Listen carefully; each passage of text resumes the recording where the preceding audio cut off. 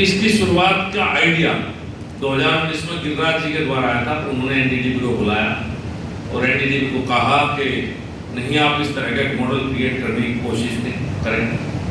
और एनडीडीबी ने उस पर काम किया जगरियापुर में, जहां हम सब लोग तो देख आए, आप लोग भी देख के आए तो अच्छा रहेगा, जो नहीं देख पाए वो सफल मॉडल। तो इनिशिएटिव गिरिराज जी के समय में लिया गया और ये बहुत बड़ा इनिशिएटिव रूपाला जी के समय में लिया जा रहा है कि एनडीडीबी मृदा लिमिटेड एक अलग से कंपनी जो इसे देखेगी। कल्पना कीजिए कि 30 करोड़ के करीब गाय भैंस है हमारे पास, कितना गोबर होगा, शायद 50% जो रिक्वायरमेंट है घरेलू गैस की, एलपीजी की, वो पूरी की जा सकती है अगर सबका सदुपयोग करें पूरे देश में सबका।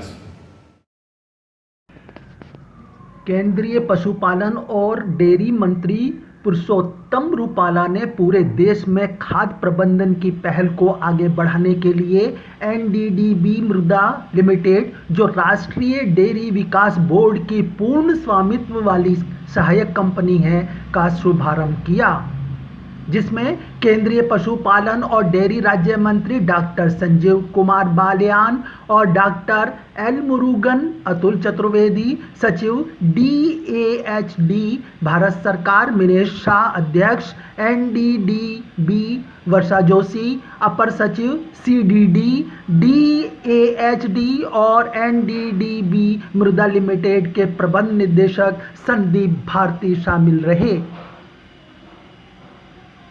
इस अवसर पर रूपाला ने कहा कि एनडीडीबी मृदा लिमिटेड से डेयरी किसानों को सैलरी गोबर की बिक्री के लिए अतिरिक्त आय प्राप्ति के साधन उपलब्ध होंगे तथा खाना पकाने के ईंधन को बायोगैस के साथ प्रतिस्थापित करने से किसानों को धन की भी बचत होगी। गोवंश के गोबर का उचित उपयोग करने के प्रयास किए जा रहे हैं, लेकिन इस संबंध में अधिकांश निजी पहल ही है। यह नई कंपनी खाद्य प्रबंधन को प्रयासों को व्यवस्थित ढंग से प्रोत्साहन प्रदान करेगी।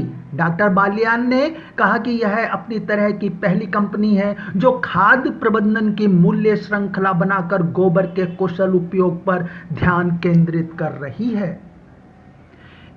इससे डेयरी किसानों की आय को बढ़ाने में बहुत योगदान मिलेगा, साथ ही स्वच्छ भारत मिशन और हरित ऊर्जा को भी बढ़ावा मिलेगा।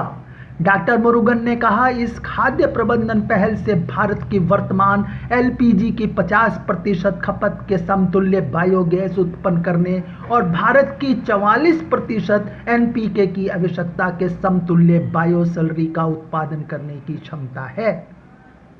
गोबर पर आधारित जैविक उर्वरकों की सामान्य पहचान करने के लिए एनडीडीबी ने सुधन नामक एक ट्रेडमार्क भी रजिस्टर किया है।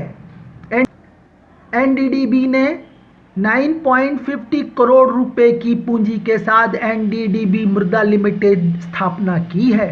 इस अवसर पर डॉक्टर बालियान ने एनडीडीबी मृदा लिमिटेड के एक ब्रोशर का भी विमोचन किया। कुतुब मेल के लिए Yogesh Bhatt, Delhi. Subscribe now and press the bell icon. Never miss an update.